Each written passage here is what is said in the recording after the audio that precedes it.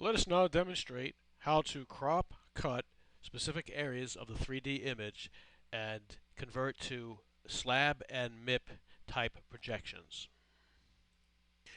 Notice we've selected an area as we have sliced and examined the axial and the coronal images in the right maxilla area. Looks like a little abscess. Then we have an area on 3D that we are going to evaluate and cut out further. Now, to make cuts, one method is to take the broken lines on the outer peripheral edges of the CT boxes. For instance, here we're looking at the right side, so we really can get away with just cutting away the left. Well, we could do that from either the axial or the coronal screens. Doesn't really matter. All we need to do is put our arrow on the broken line, left click, drag it to the center. Same thing, we can do it from the axial screen. Left click on the broken line, move it to the center or just to the right of that. And there we have the 3D image that has been cut away from the left side has been cut. So now all we're looking at is the right side. We can look at it from the left side, or we could click on the letter R and look at it from the right side, and we can get a great understanding of this particular area at this point. Now, we won't stay here. We can further redefine our cuts even more.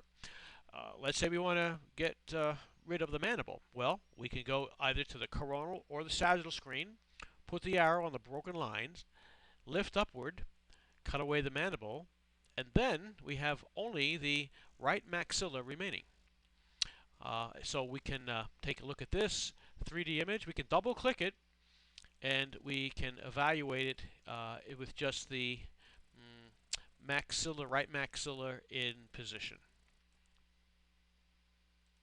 Now to return to the original position, you can hit the reset button. However, that just changes the position of the images.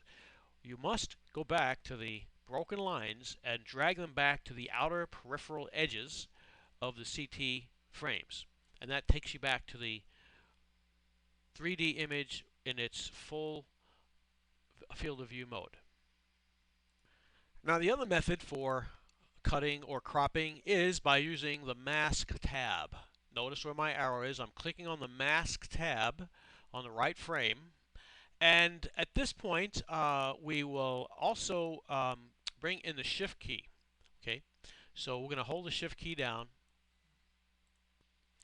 Let's double click our 3D image first, rotate it very slightly so that we have isolated the right upper maxilla. Then, by holding the shift key down, we're going to get a little lasso rope, it looks like, and what we could stay in an occlusal plane and just sort of cut away. It has to be a nice, fairly big section so that we can see the relationship of the dentition, both mesial and distal to this point. Once we've cut out, we can release our shift key and move to the icon here, the tab called reverse.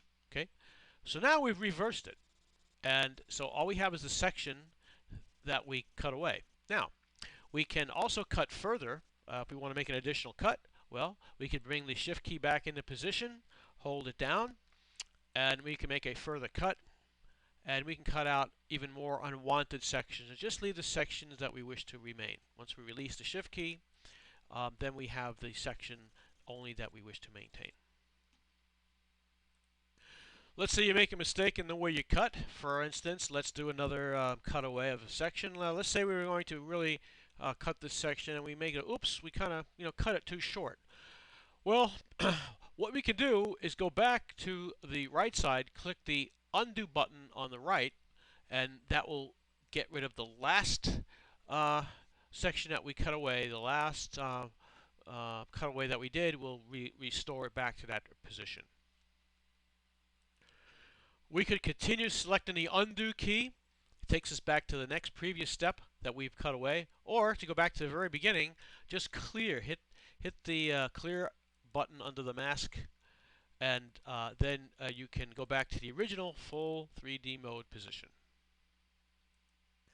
Another method to cut away is by holding the control key down instead of the shift key. If you hold the control key down, you're going to get looks like a little light bulb with the arrow. Just click the dots, spread them apart a little bit, and one could be perhaps a little more precise if you wish to cut away a section. And just kind of clicking with the left click of the mouse, okay? And you can even extend out a little bit by grabbing one of the green dots and moving in this direction here, okay? Then you can release the control key, and by clicking on the cut key, we're able to cut away a section here.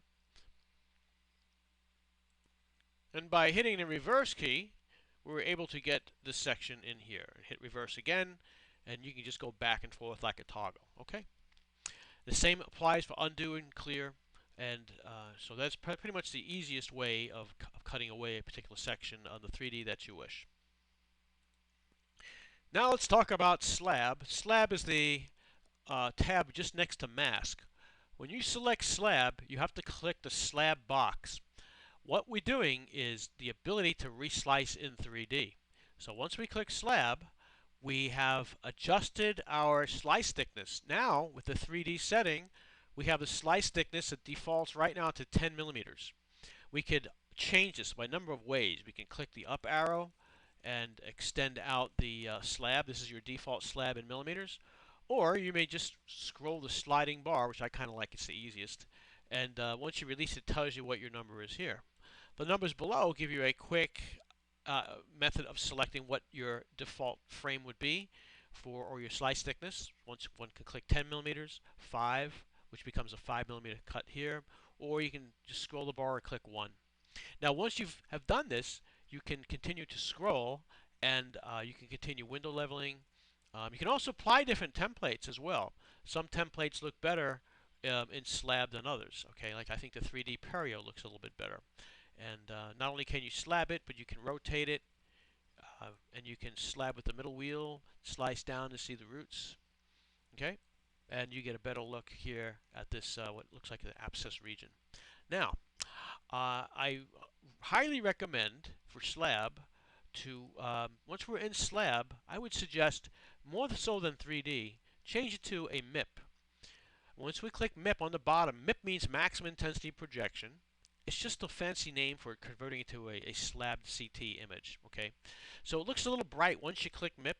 No worries, just click tooth 1 or 2 or soft, and you can get the image looking very nice. Okay, once again, we're in, let's say, the foot projection. We know this is the right side. We click the letter R. Okay, and what's our slab? Our slab is at 1. See, so we can use our middle wheel and scroll, or we can build it up a little bit by adding the surrounding texture or the surrounding dentition. So if one wants a thin or a thick slice, it's all personal preference. See? And I'm just using the middle wheel to scroll. Then we can kind of rotate upward. The beauty of changing it from a 3D to a MIP is that you retain the 3D capabilities of rotation. And that is so key because you can look at any area and just elongate it anywhere you can move your wrist and rotate. See, you can look at this area that you've cut away. And so, highly recommended to change from 3D to a MIP. Now, to get out of all of this, what you do, just uncheck slab box. You can go back to mask, go back to clear. Okay, change back to 3D. All right, and then you should be able to come out of this, go back to template, and then go back to your default settings, reset, go up here maybe to the template you wish, and you're back to where you want to be with the 3D. So just a quick review again. Remember, once you hit mask, you just select if you wish to use the shift key and cut away with a little lasso type rope with the shift key, or you can go and use the control key. And the control key gives you, again, the ability to drop little green dots around the section you wish to cut out. And just hit cut and hit reverse. And there is your section that you wish. Okay? So that's cutting and cropping. And you'll find it very helpful to your experiences using and evaluating specific areas in the dentition, and allows you to rotate a 3D image, which is probably the most beneficial portion of changing from a CT to a MIP.